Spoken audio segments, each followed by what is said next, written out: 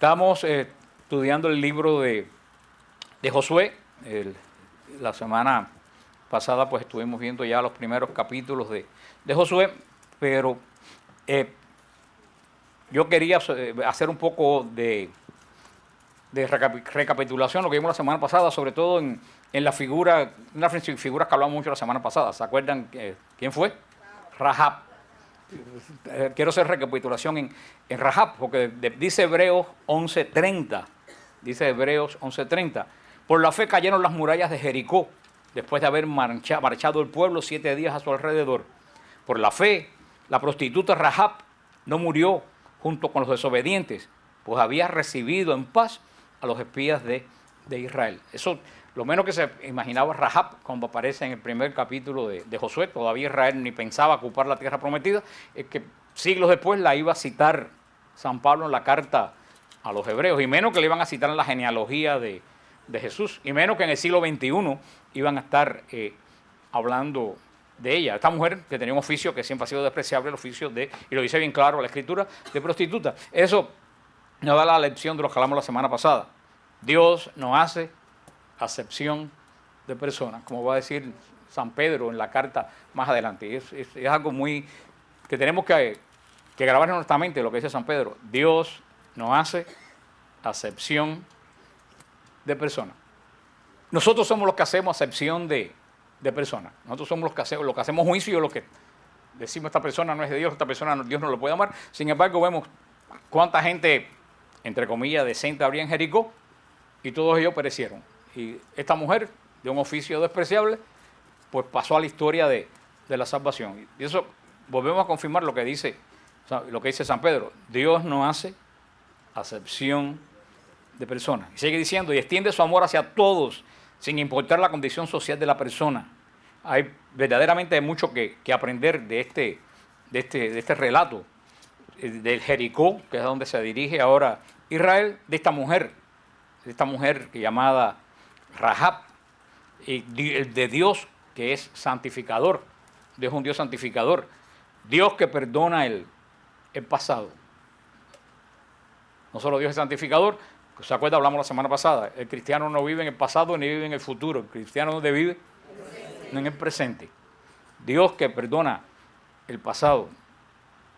Y la fe de Rahab. Hay una anécdota que a lo mejor ustedes la han oído otras veces, yo lo he hecho otras veces aquí, que de esta señora que iba siempre, le decía sacerdote de su parroquia, que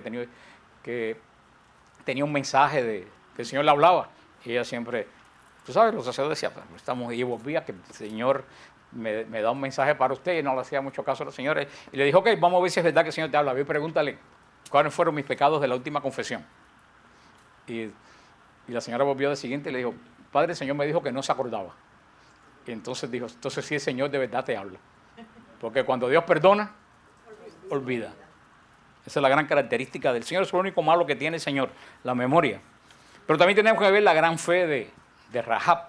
Rahab fue una mujer de profunda fe. Porque Rahab confió en la promesa de esta gente. Esta gente podían haberse olvidado de ella. Y Rahab confió en la promesa que le dio la casa de Israel, que ella, por ayudar a Israel, porque acuérdense, es la gran diferencia, Jericó y Rahab. Jericó se oponía al paso de Israel. Israel, para entrar a la tierra de la promesa, tenía que pasar por Jericó, y Jericó no lo dejaba pasar. Sin embargo, Rahab no solo no se opone a la promesa de Dios, sino que deja pasar a la promesa de Dios. Así que vemos que el que se opone a la promesa de Dios, lo que encuentra es muerte. El que se abre a la promesa de Dios, encuentra salvación no solo para esa persona, sino también para su familia, como fue en el caso de Rahab, como va a decir después más tarde San Pablo al carcelero de Filipo. Cree en el Señor Jesús y vas a ser salvo tú y toda tu familia. Este nombre Rahab, la primera parte del nombre Ra, era el nombre de un dios egipcio. Y como era morrea, porque Rahab era morrea, Rahab pertenecía a un pueblo que era verdaderamente idólatra.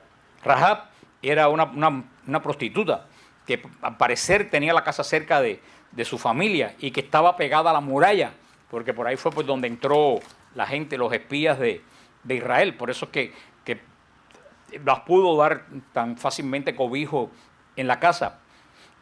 Tanto era el respeto que que los judíos tenían de Rahab, de esta mujer, que gracias a ella se abrió la tierra prometida, la promesa de Dios, porque mira cómo una persona sola puede ser instrumento de Dios. Había un ejército de Israel que no podía pasar, y había una ciudad inmensa que no dejaba caminar al pueblo de Dios. Y todo eso, ¿quién lo resuelve? Una sola persona. Por eso muchas veces uno no puede decir que si yo soy importante o más importante o menos importante en el reino de Dios. Porque dos ejércitos no pudieron. ¿Y quién pudo? La voluntad de una persona. Es a quien Dios escoge para un... No hay tarea grande ni pequeña para quien Dios escoge. Porque como dijimos al principio, Dios no hace acepción de personas. Tanto es el respeto que le tenían los judíos a Rahab, el pueblo de Israel, que había una tradición israelita que decía que Josué se había casado con Rahab. Pero eso es una tradición, pero eso muestra el grado de respeto que esta mujer llegó a concebir en el pueblo, en la nación de Israel. En Mateo 1.5, que se nos da la genealogía de Jesús, dice Salmón, así se llamaba el hombre, Salmón se casó con Rahab la ramera. Salmón, padre de Boz, cuya madre fue Rahab. Boz, padre de Obed, cuya madre fue Ruth. Obed, padre de Isaí. Y de ahí viene el rey David. Así que mira qué generación. Salmón se casó con Rahab, y lo dice la ramera. Salmón es padre de ¿quién? De Booz. Padre de Booz, padre de Obed, y después de Ruth, y ya el rey David. Fíjate, y eso lo dice el Evangelio de San Mateo. Pone que una de las antecesoras de Jesús era Rahab, y sin pelos en la lengua, la prostituta en la generación. Eso lo dice la misma genealogía de Jesús. Y Jesús tiene varias abuelas que son de alquilar balcones en su genealogía. Porque una de las primeras fue Tamar. Ustedes se acuerdan de Tamar cuando estudiamos Génesis. ¿Se acuerdan lo que hizo Tamar? Tamar engañó a Jacob y hizo que engendrara un hijo con Jacob, porque el esposo de ella murió y el hermano no quiso cumplir la ley del levirato. Pero después tenemos a Rahab. Después va a tener a Betsabé. Betsabé, que era una loca. ¿Se acuerdan que se bañaba en el patio? Que fue cuando David la vio. Pero eso es lo que dice el apóstol Pedro. Dios no hace acepción de personas. Porque en Tamar, si está mal lo que ella hizo, pues tú sabes lo que hay en Tamar, la perseverancia. Ella quería cumplir con la ley del Señor, que decía que todo varón casado con mujer tenía que engendrar un hijo. ¿Para qué? Para estar en el pacto. Ahí vemos la perseverancia de Tamar, la tremenda perseverancia de Tamar, de querer ella tener una generación que estuviera dentro del pacto.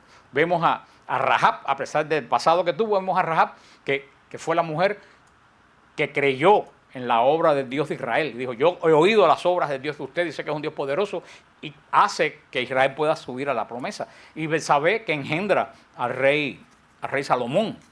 O sea, estas son pocas de las 4 mujeres que menciona la genealogía de San Mateo.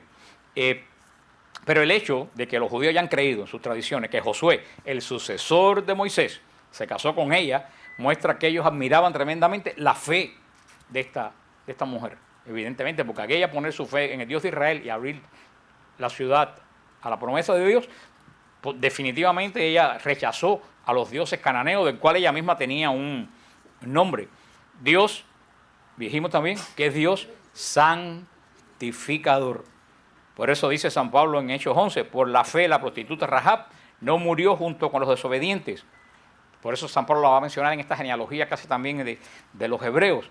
Dios santifica, Dios, como va a decir San Pablo, que conoce bien el tema más adelante, donde abundó el pecado, sobreabunda la gracia. Y eso definitivamente es algo que cada día nosotros seguimos midiendo. Y podemos pensar, ¿habrá seguido Rahab con el negocio? Definitivamente que no.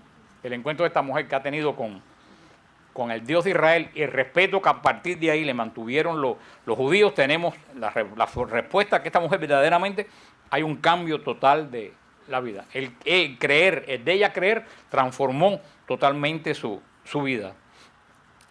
Verdaderamente, eso es lo que el Señor sigue haciendo a través del tiempo, sigue haciendo en estos momentos en la vida de cada uno de nosotros.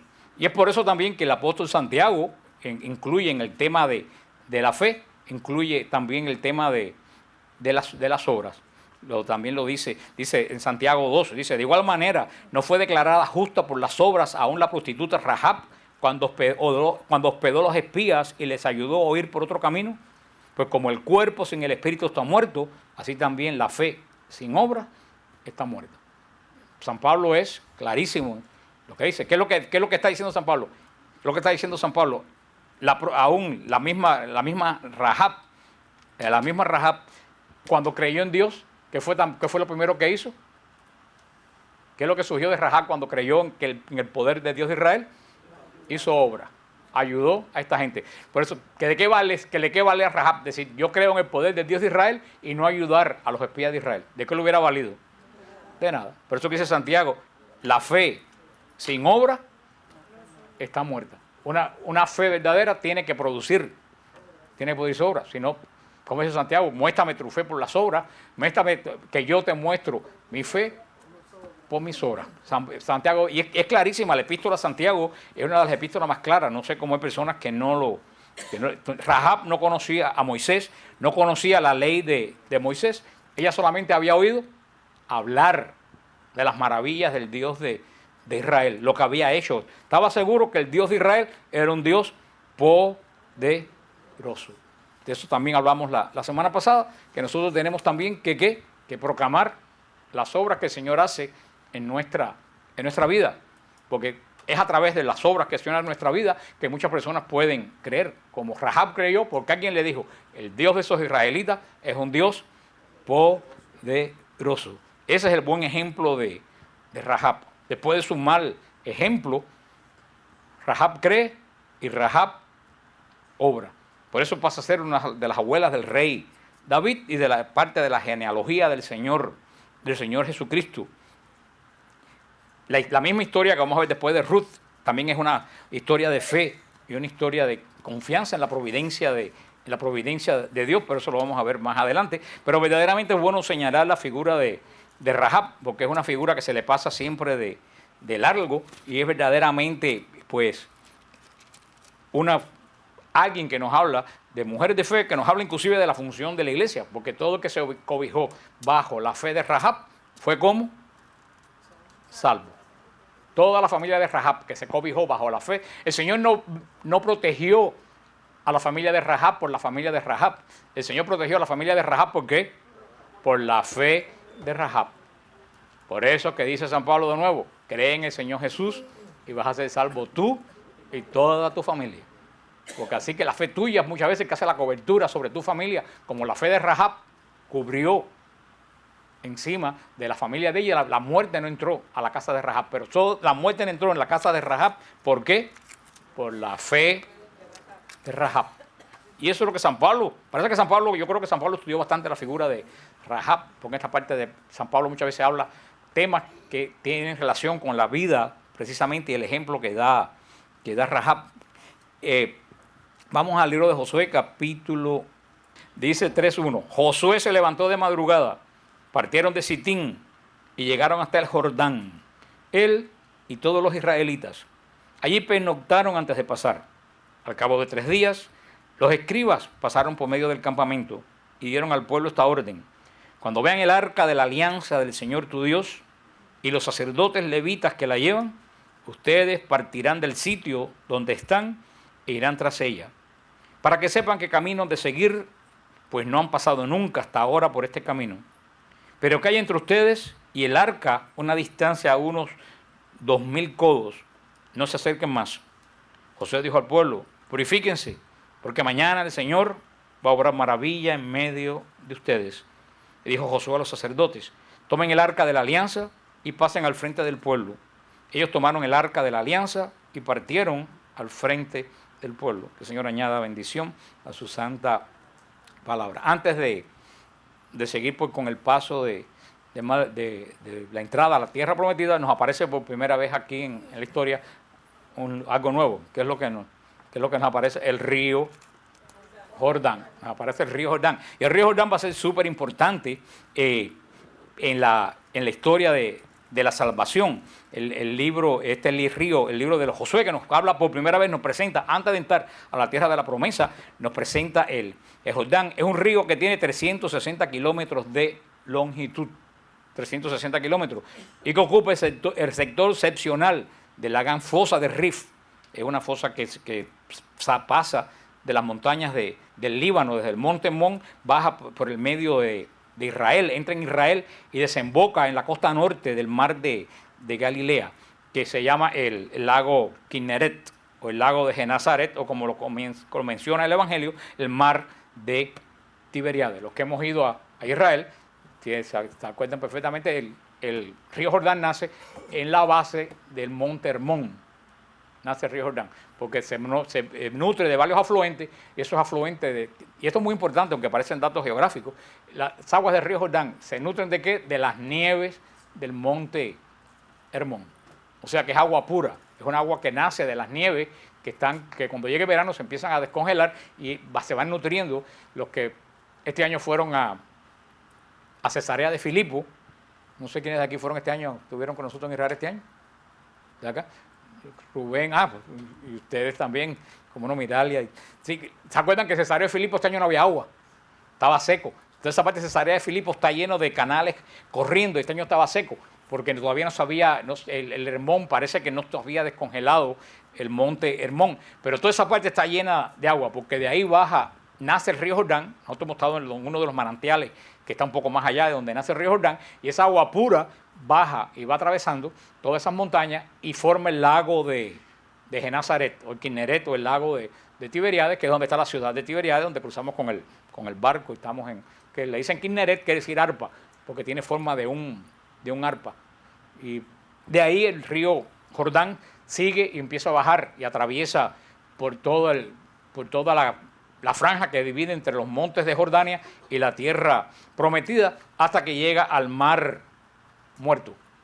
Y cuando llega, bueno, ya no llega Mar Muerto, antes llegaba Mar Muerto, pero usualmente llegaba Mar Muerto, y según el río Jordán va rodando, se va salinizando, porque va arrastrando, como pasa por el desierto de Judea, va arrastrando todas las sales del desierto de Judea, y cuando llega al Mar Muerto ya tiene una concentración de sales gigantesca, la concentración de sal, por eso que no hay vida. Pero fíjate que eso es una enseñanza teológica, porque el río cuando nace, ¿cómo está? Totalmente puro y fresco, está el agua puro y fresco, y según va rodando, ¿qué le va pasando? Se va contaminando, y cuando llega al final, está muerto. Eso nos habla de la vida de cada uno de nosotros. Nacemos puros, como dice la palabra de Dios, Dios no hace de nada malo, sale de la mano de Dios. Y muchas veces en el camino, ¿qué nos va pasando? Nos vamos contaminando hasta que muchas personas terminan con espíritu de muerte. La muerte espiritual, que es la más terrible de todas las. Por eso Israel, hace unos años que Israel ha aprendido mucho, ¿qué hizo? Pues cerró el Jordán. Entonces ya el Jordán no entra al Mar Muerto. El Jordán, ellos no pueden darse el lujo de perder esa agua, que es la única fuente de agua que hay en Jordania y en Israel. Entonces pusieron una represa y el agua se queda en Israel, y según ya no entra el agua en el Mar Muerto se está muriendo, valga la redundancia. Y el Mar Muerto ha bajado como 14 metros en lo que yo estoy yendo a Israel.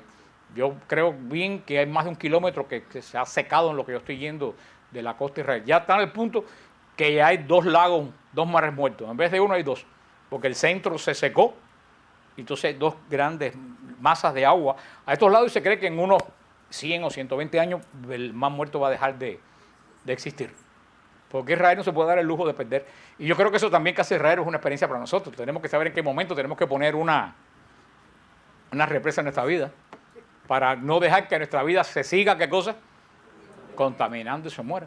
Esto que parece tan sencillo es una gran enseñanza. Israel supo decir en qué momento tiene que parar el agua para que el agua no se contamine. Uno tiene que saber en su vida, uno tiene que parar. Las personas que no saben poner una represa en su vida terminan como muertos. Y no solo muertos, que saben mal y huelen mal, porque el mal muerto huele muy mal. Y al que le ha caído un buche en la boca, sabe peor. está la salinidad. Bueno, ustedes saben que todo el mundo flota en el mar muerto. Eso también otra enseñanza. En la cosa podrida todo el mundo flota. Pero tú sabes que en ese lago donde todo el mundo flota, no hay posibilidad de que tú te hundas en el mar. No hay ninguna posibilidad. Es en el lugar de Israel donde más muerte hay. En un lugar donde nadie se hunde. Es donde más muerte hay. En el mar muerto. Se ahogan más personas ahí que en la costa y que en el mar de Galilea, en el mar muerto. Porque en un lugar donde todo el mundo flota, la gente se muere. ¿Tú sabes por qué? Porque como flotan, están confiados de que no se van a hundir. Y muchas veces dan la vuelta, y a la vez que das la vuelta, el que no sabe cómo virarse no se puede volver a virar para el otro lado y se ahogan. Pero eso también es una tremenda enseñanza. En el mal, no en el mar, en el mal, todo el mundo flota y se siente muy, muy confiado. ¿Y a dónde te lleva? A la muerte. Ah, si yo no me hundo aquí, cuando vienes a ver, te viraste al revés, porque eso es lo que hace el demonio. El demonio te hace flotar muy bien y se siente muy bien, y cuando estás confiado, ¿qué hace? Te vira. Y te ahogas de una forma espantosa. O sea que el Jordán tiene un gran sentido para nosotros. El Jordán, la palabra Jordán en hebreo significa el que baja. Significa Jordán, porque el río nace en el monte Hermón y va bajando, bajando, bajando hasta el lugar más habitado, más profundo de la tierra. Es casi medio kilómetro de profundidad está el río, está el mar muerto, medio kilómetro de profundidad es la olla esa donde está el mar muerto, una de las depresiones más grandes de la tierra. Y entre las características del río Jordán aparece como es la frontera entre el desierto y el plan y la promesa de Dios. O sea, el río Jordán, que donde cruza Israel, va a ser todavía las aguas no se han contaminado, pues donde cruza el río Jordán va a ser la división total entre el desierto y la promesa de Dios. Las aguas, como les dije, principales del río Jordán, en el monte Hermón, podemos decir que simboliza el trono de Dios. El salmista David va a decir, como el rocío del Hermón, que desciende sobre los montes de Sión, porque allí envía el Señor bendición y vida eterna. O sea, que es como el trono de Dios.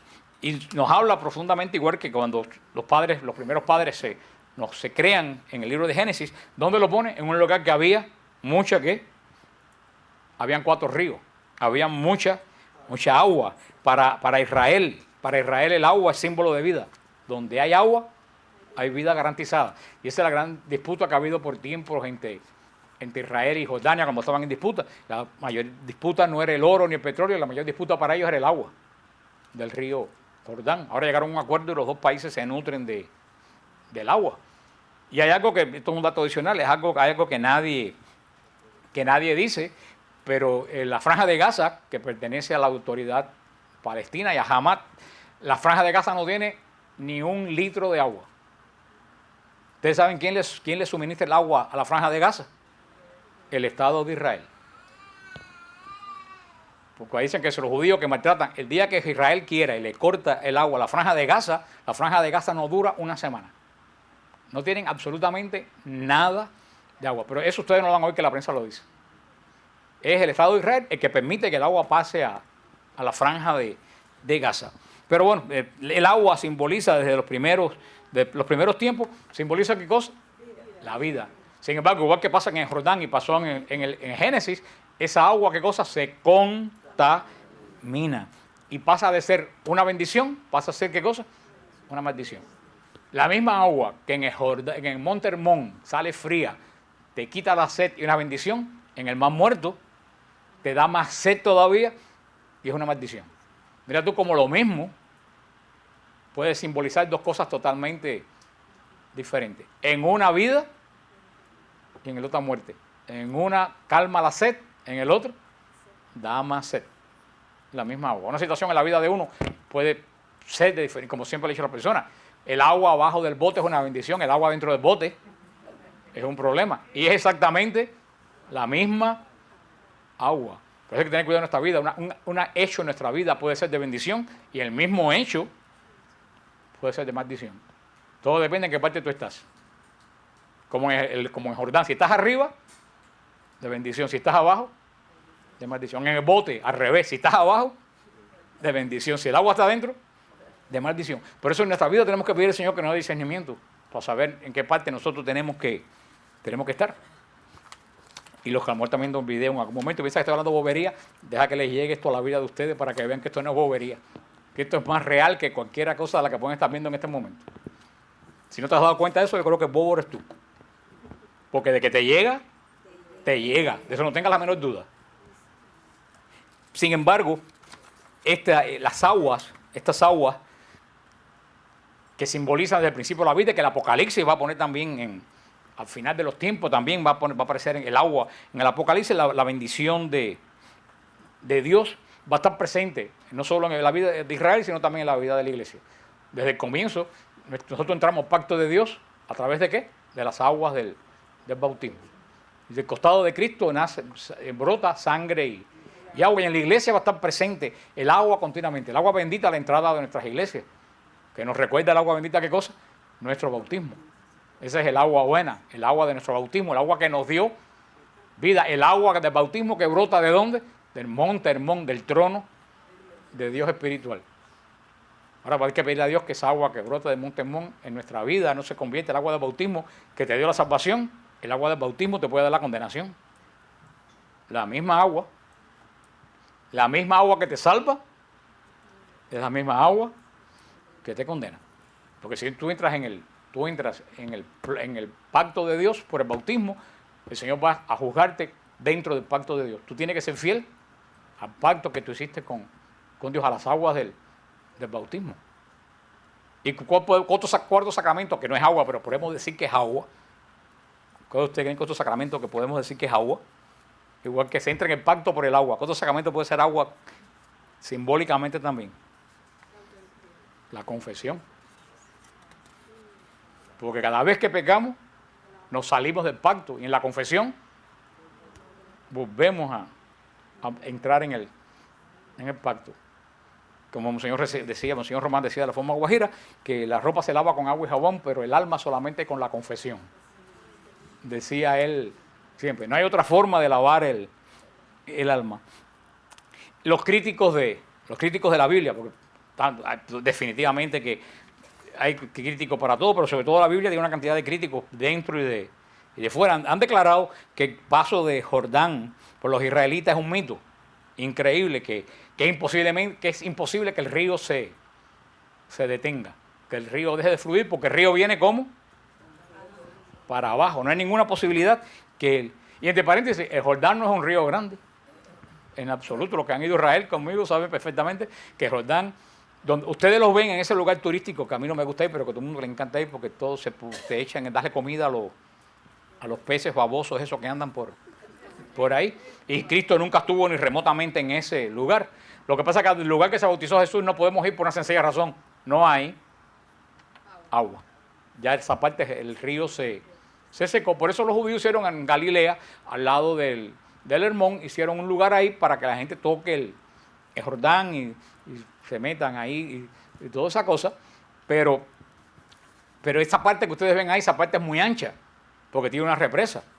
Si ustedes ven cuando cruzamos, que salimos de Tiberíades, que la gente que siempre le dice guía, miren, ese es el río Jordán, lo que hay abajo es una zanja que debe tener 2 o 3 metros de ancho cuando más. El río Jordán no es un río grande, por eso tenemos Naamán. ¿Se acuerdan Naamán? Cuando fue el profeta, le dijo, Eliseo le dijo, báñate en el Jordán, y Naamán se puso furioso.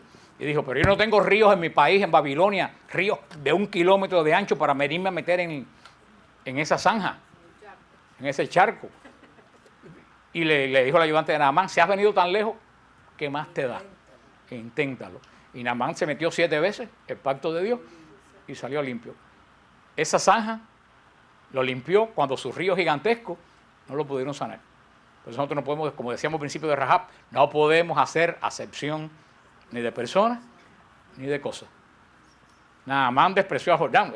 Ese charco, si yo tengo unos ríos gigantescos, pero ese fue el charco que le dio sanación a Naamán.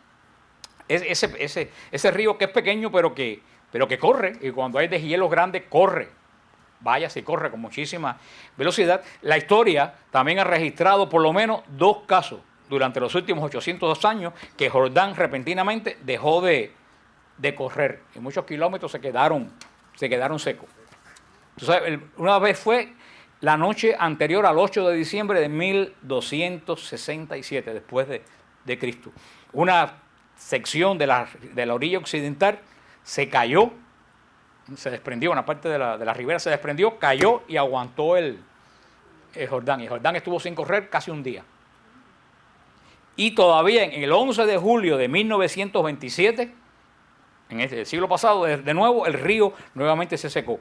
Una avalancha en el vado de Damiet que le causó un terremoto, también hizo que se bloqueara parte de Jordán, y el Jordán dejó. O sea que los eruditos que dicen que es imposible que el río pare de correr, sí ha sucedido 2 veces en el último milenio, que el río 2 veces ha parado de. ¿Por qué el río puede parar de correr? Porque es muy estrecho y cuando le cae una cantidad de roca. O sea que no solo como milagro, físicamente también el río puede detenerse. Lo ese dato, por si acaso le dicen, todos esos mitos, un río como Jordán no puede detenerse. Pues sí se ha. Y vemos también 2 cruces de cruzar, no cruces, 2 cruces. ¿Cuál es el primer cruce? El del Mar Rojo. Cuando Israel cruza el Mar Rojo. Y ahora vemos el segundo cruce, el del río Jordán. Vamos a ver en ambos cruces la misma situación. Cuando Israel entra, el agua se separa. Fíjate, por eso dice San Pedro que el cruce del río del Mar Rojo es simbolismo del bautismo. Porque Israel venía de la esclavitud, cruza por el medio del agua y sale ¿a dónde? A la libertad. Lo va a decir San Pedro. Y esto vemos también que el Jordán es el cruce a la promesa de Dios. Israel camina 40 años buscando ¿qué cosa? La promesa. Israel va a entrar a la promesa a través del agua. También símbolo del bautismo. Nosotros entramos al pacto de Dios, a la promesa de Dios, cruzando las aguas del bautismo. Por eso es muy interesante que por este lado que cruzó Israel, es donde Jesús va a ser bautizado por Juan. En el mismo lugar. Israel entra a la promesa de Dios, ¿dónde? En el río Jordán. Y Jesús nos adentra en la nueva promesa de Dios, ¿dónde? En el mismo río Jordán. Por eso Jordán es tan importante. 2 promesas, la promesa de la antigua alianza y la promesa de la nueva alianza. En el mismo lugar, en el río Jordán. Cuando cruzó Israel, entró a la tierra que Dios le había prometido. Cuando entró Jesús, nosotros pudimos entrar al cielo, la tierra que ahora el Señor nos tiene prometido.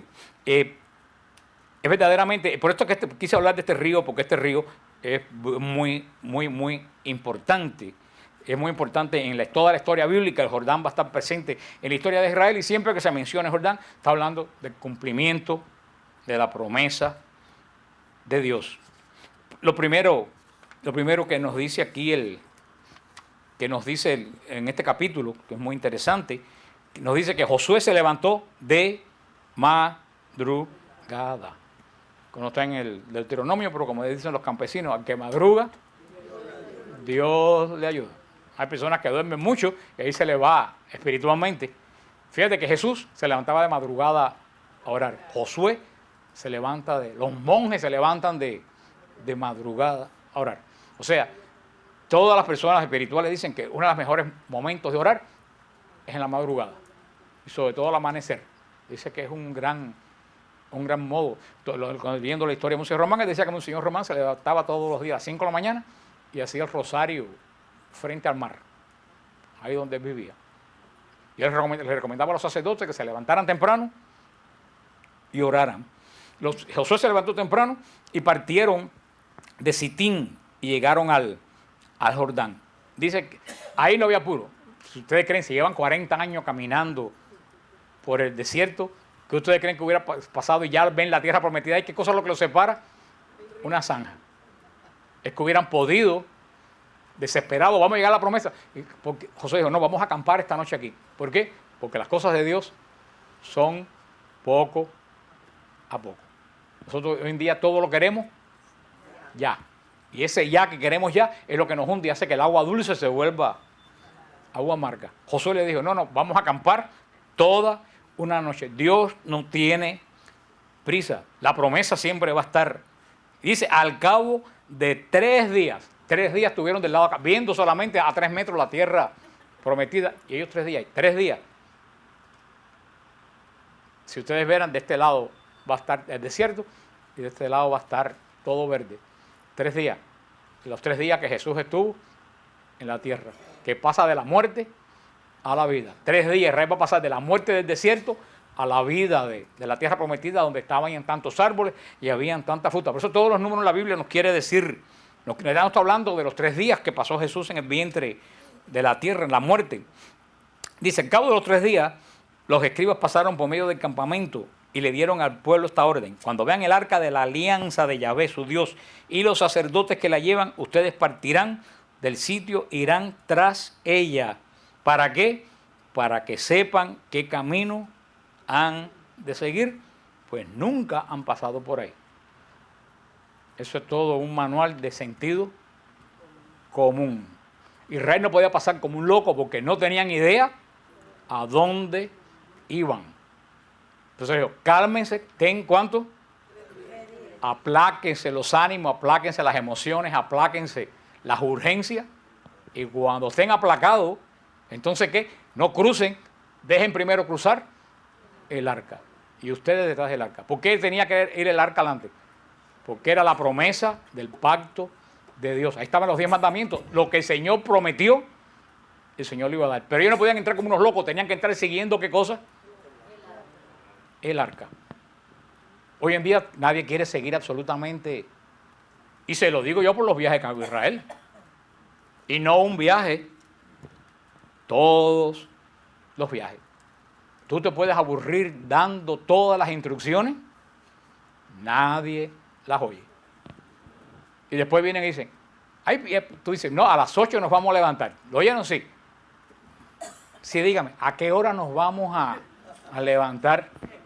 Y hace 2 segundos acabo de decir, a las 8 nos vamos a levantar. Pero no es un viaje. A mí nunca se me olvida cuando el viaje del jubileo, llegamos al aeropuerto, en el viaje del jubileo, como estaba Roma en el viaje del jubileo, que habían miles de mil. Llegamos al grupo como de 80 al aeropuerto de Fiumicino, con los autobuses. ¿Tú sabes lo que hizo todo el mundo? Se bajó y salió corriendo.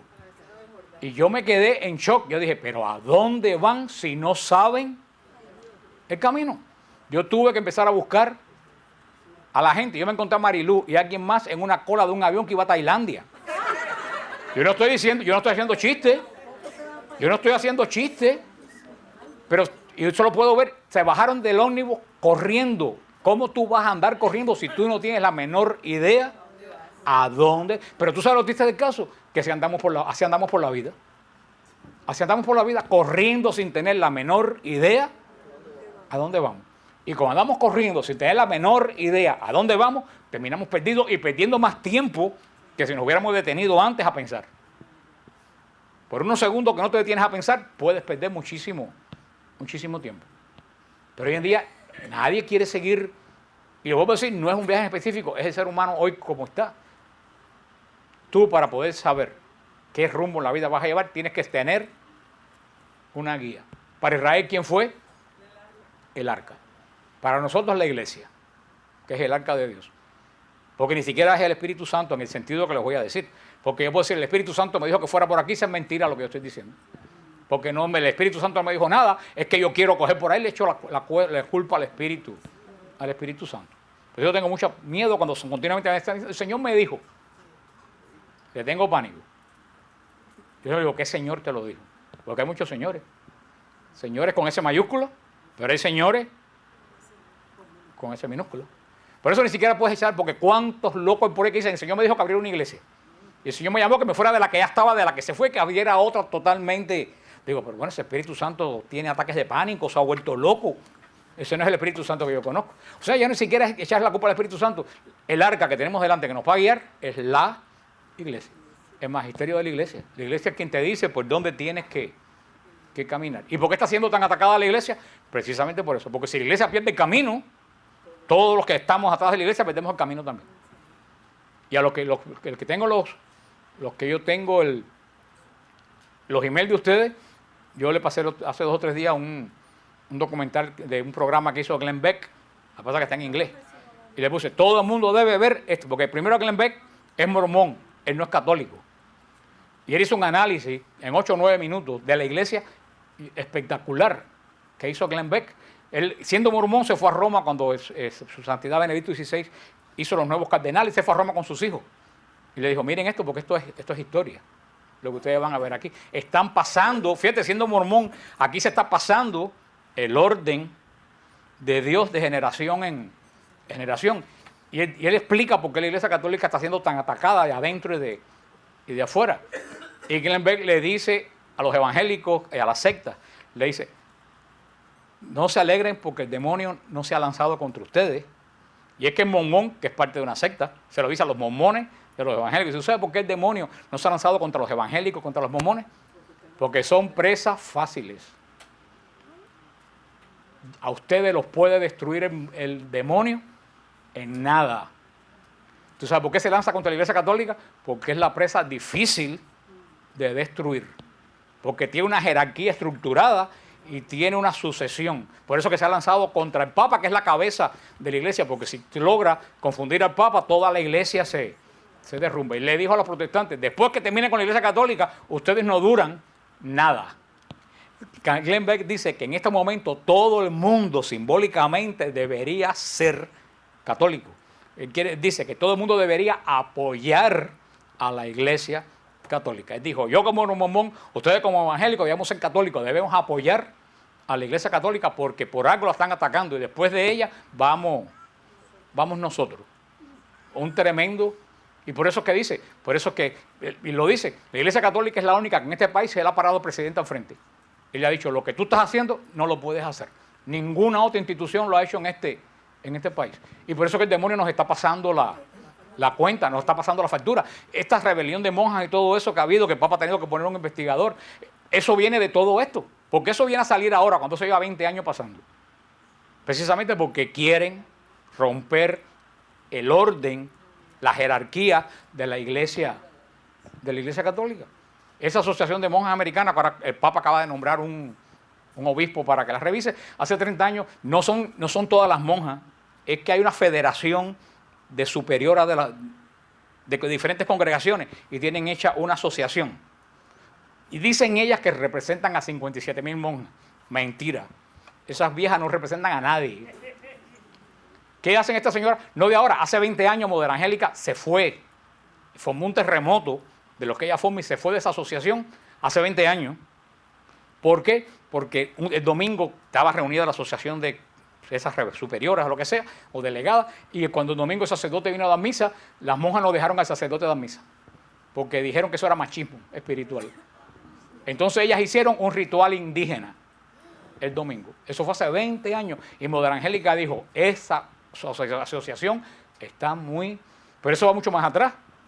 Cuando el Santo Padre Juan Pablo II vino a Estados Unidos en 1979, la presidenta de esa asociación en la Basílica de la Inmaculada le dio la bienvenida al Papa con representación de las religiosas, y una de las cosas que le dijo al Papa en su cara, usted tiene que permitir que las mujeres sean sacerdotes. Delante de toda la iglesia, retó estamos hablando en el 79, y eso venía desde mucho más atrás. Una de las últimas presidentas de esa asociación de monjas llevaba a las mujeres que querían abortar, ella las llevaba personalmente a la clínica de aborto, vestida de monja o con el velo de monja. Ahora, claro, los medios de comunicación no ponen eso. Los medios de comunicación ponen que el Papa, como no le gusta a las mujeres, está oprimiendo a las monjitas como las monjitas de la Madre Teresa de Calcuta, que están haciendo bien, y el Papa viene. No se dejen engañar. Ninguna de esas mujeres representan a la Madre Teresa de Calcuta, ni a las carmelitas, ni a muchas congregaciones, ni a las dominicas, ni a muchas congregaciones. Estas son este tipo de congregación de monjas americanas que se quitaron el velo y se han vuelto más políticas que creyentes. Y tienen un plan liberal de apoyar las bodas homosexuales, del aborto, de todo eso. Ellas tienen todo eso, y andan con los rituales de la Madre Tierra y de todo eso. Eso es lo que el Papa ha dicho, esto hay que poner orden aquí, y esta institución no está de acuerdo a la doctrina de la Iglesia. Pero yo estoy totalmente seguro que ellas no representan ni a una milésima parte de las religiosas de Estados Unidos. Ellos son solamente una brecha política que se ha metido dentro de la Iglesia. Y como dijo Glenn Beck, tenemos que orar, y lo dijo él, tenemos que apoyar y orar por el Papa. El Papa está en... Nadie se puede imaginar lo que hay en el corazón del Papa. Ni ustedes ni yo. Si uno con lo poco que ve, uno se aterroriza y se descorazona, el Papa que ve toda la iglesia. No solo toda la iglesia, todos los países. Porque no solo la iglesia, muchísima gente de todos los países del mundo recurren a él. Nosotros no sabemos, yo siempre oro todos los días por el Papa por la mañana, le pido al Señor que le dé discernimiento. No solo que le dé discernimiento, que le dé consuelo. Pues con 85 años, con todo lo que está viendo, tiene que tener también consuelo porque nadie es de hierro. Y eso que era llevado la iglesia rectamente. Tiene este problema de Austria también que tienen de los sacerdotes de Austria, que no es nuevo, se lleva como 3 o 4 años. Lo que sucede es que los obispos de Austria no han tomado acción, por eso el Papa tuvo que decir los Jueves Santos. Eso se tiene que terminar. Si los obispos no hacen nada, el Papa, una cosa que nunca se ha hecho, en el medio de una misa crismal, plantear ese problema. Es decir, ese problema la desobediencia de los sacerdotes de Austria se tiene que acabar. Estamos en un momento crucial de la historia, del enfrentamiento entre el mal y el bien. El mismo Josué, en el libro de Josué nos da la pauta, en el capítulo 23, que va a decir, yo no sé a quién ustedes van a servir, pero yo y mi casa vamos a servir al Señor. Y esto es el momento que tenemos que decir en nuestra vida. Yo no sé, mi familia, mi trabajo, yo no sé a quién, la sociedad, yo no sé a quién va a servir. Yo ya escogí, yo voy a servir al Señor. Estamos en un momento decisivo en la iglesia, aunque ustedes no lo crean. De aquí a varias generaciones pues se darán cuenta de que estamos en momentos... En la iglesia ha habido momentos decisivos y esto es un momento decisivo. Todos estos ataques que tenemos internos son por ese motivo. Es el demonio que nos ha infiltrado para quitarle... Y ya con esto termino, pero San Pablo dice en 2 de Tesalonicenses que el misterio... San Pablo dice en el año 60, dice San Pablo, el misterio de la iniquidad ya está en el mundo, dice San Pablo. El misterio de la iniquidad es todo lo que se opone a Dios, el anticristo. Es todo lo que se opone a Dios. El misterio de la iniquidad, dice San Pablo, ya está en el mundo, dice San Pablo, pero hay algo que lo detiene. Dice algo. San Pablo no dice que es algo que lo detiene. Y San Pablo dice después, que eso es lo más terrible, un día ese algo va a ser retirado. Y cuando ese algo sea retirado, el misterio de la iniquidad se va a presentar con todo su poder. Mucha gente, ¿qué es lo que se detiene? Hay gente que ha dicho, el Espíritu Santo, no es el Espíritu Santo, porque el Espíritu Santo nunca va a ser retirado. La Eucaristía, no, la Eucaristía, hasta que Cristo salga del lugar santísimo, la Eucaristía va a estar funcionando. Lo que tiene aguantado el misterio de la iniquidad es la autoridad de la iglesia. Es la autoridad. Cuando la iglesia tiene autoridad sobre la gente, el misterio de la iniquidad está aplastado. Según la iglesia va perdiendo autoridad sobre la gente, el misterio de la iniquidad va cogiendo fuerza. Y todos estos ataques que venimos desde hace 20 o 30 años contra la iglesia es precisamente eso, para que la iglesia pierda autoridad y el misterio de la iniquidad pueda desatarse como estamos viendo ahora. ¿Qué es lo que está desatado en el televisor, en todos los lugares de la sociedad? ¿Qué es lo que está? El misterio de la iniquidad. Todo lo malo se pone como bueno y todo lo bueno se ridiculiza. Ese es el misterio de la iniquidad. Se han invertido los valores. Lo que antes se hacía escondido, ahora se hace público. Lo que antes se hacía público, como proclamar la fe, orar, hay que hacerlo. ¿Tú no te das cuenta que esto es una balanza? Según la autoridad de la iglesia disminuye, el misterio de la iniquidad sube. Es la iglesia y por eso es que toda la artillería de Satanás está dirigido hacia nuestra iglesia. De afuera y de adentro, porque la peor artillería es la que está adentro. Porque la que está afuera tú sabes quién es, pero la de adentro tú no sabes, porque puede tener velo, puede tener el sacuello, o puede tener una Biblia y un rosario en la mano. Y ser el misterio de la iniquidad dentro de nosotros. Por eso es un momento que tenemos que orar, tenemos que saber a quién yo voy a servir. Y si yo decido servir al Señor, tenemos que prepararnos para que nadie nos venga a engañar. Pero si el padre fulanito dijo tal cosa, si lo que dijo el padre fulanito está en contra del magisterio de la iglesia, del catecismo o de la Biblia, el padre fulanito es un hereje. Punto. El único que es infalible en la iglesia es el Santo Padre cuando habla moral y fe. Aparte del Santo Padre, todo el mundo en la iglesia se puede equivocar. Así que yo creo que todo eso está claro. Y todo eso venía por lo que estábamos diciendo. Israel tuvo que cruzar detrás de ¿qué?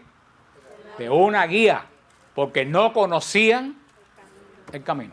Hoy en día en el mundo como está, nosotros no conocemos el camino. Necesitamos una guía. Y esa guía solamente nos la puede dar la Iglesia de Jesucristo con la autoridad del sucesor del apóstol Pedro, donde tenemos la seguridad que el camino está asegurado por 2000 años de sucesión. Que el Papa no llegó ayer a inventar nada nuevo, porque ningún Papa inventa nada nuevo. El Papa custodia lo que hemos recibido.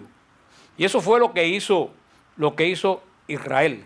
Y fíjate, ya con esto, pero quiero terminar esto que vimos ahora para poder empezar la semana que viene con las instrucciones. Pero fíjate, dice que hay una gran distancia, fíjate esto, dice que hay una gran distancia entre el arca y el pueblo. Una gran distancia. ¿Por qué? Porque si el arca va pegada al pueblo, la gente no la puede ver. Por eso el arca tiene que ir adelante separado para que todo el mundo la pueda ver. La iglesia como institución, está hablando de la jerarquía, los sacerdotes tienen que mantenerse alejados del pueblo. ¿Tú sabes para qué? Para que la gente los pueda ver. Hoy en día la iglesia como institución se ha metido dentro de la gente y nosotros ahora no vemos a nuestros pastores. Se han vuelto igual que nosotros. No los podemos detectar quién es buen pastor y quién es malo porque son iguales que nosotros en la forma de vestir, en la forma de actuar y en la forma de hablar. La iglesia, si va a guiar al pueblo de Dios, tiene que ir como el arca, tiene que separar. Si la gente tiene que seguirla por el brillo, que es lo que veían en el arca, cuando el sol la hacía brillar, la gente por el brillo seguía el arca. Ahora, si el arca está sucia y percudida dentro de la misma gente, el pueblo pierde el camino, que es lo que estamos viendo en este momento. El pueblo de Dios anda como ovejas sin pastor, aunque suena duro decirlo. Cuando uno encuentra un sacerdote que es un arca que brilla, todo el mundo le cae arriba porque hay pocos a los cuales se pueda seguir. Y por eso que los buenos están tan llenos de trabajo. Señor sacerdote, si me ve por el televisor, si usted no tiene nada que hacer, averigüe qué pasa con su vida. Es que no brilla. Porque a los sacerdotes que brillan no les alcanza el tiempo, porque todo el mundo cae donde está ese sacerdote. Dice, después de esto le dijo al pueblo, y esto es lo último que vemos, purifíquense para que mañana vean maravilla. ¿Qué le recuerda algo eso de purifíquense? Para que mañana, ¿qué le recuerda? No, en la Biblia, ¿qué le recuerda? El monte Sinaí, antes que el Señor fuera a bajar, dijo al pueblo, purifíquense, para mañana vean la maravilla. Y ahora van a cruzar la promesa que le dicen, purifíquense antes de ver la maravilla del Señor. Y eso es nuestra vida, para poder ver la maravilla del Señor, que tiene que ver con lo que dice Marta María. Pero yo estaba preguntando la parte bíblica, para poder ver en nuestra vida del Señor tenemos que purificarnos. Y para purificarnos, ni gallinas prietas como la gente del lado allá, que poco van a durar, ni gallinas prietas, ni nada. Lo único que tenemos para purificarnos es la confesión. Y cuando tú ves la confesión como un modo de purificación, el sacramento. ¿Y por qué de todos los sacramentos la confesión es el más atacado? Precisamente por eso. Porque el demonio le teme a la confesión, porque sabe que tú en la confesión sales del reino de él. Y por eso es que la confesión es tan atacada. Yo no le digo las cosas a un hombre igual que yo, y ni los sacerdotes tienen tiempo para confesar. Fíjate que la confesión se ha ido reduciendo en tiempo porque el demonio teme a la confesión, porque es lo que nos vuelve a purificar y nos mete dentro del pacto. La semana que viene vamos a ver el paso del río Jordán, que es hermoso, el paso del río Jordán por el pueblo de Israel. Nos quedamos a la orilla mientras Israel se está purificando. Y para eso son nuestras cuaresmas, un tiempo de purificación.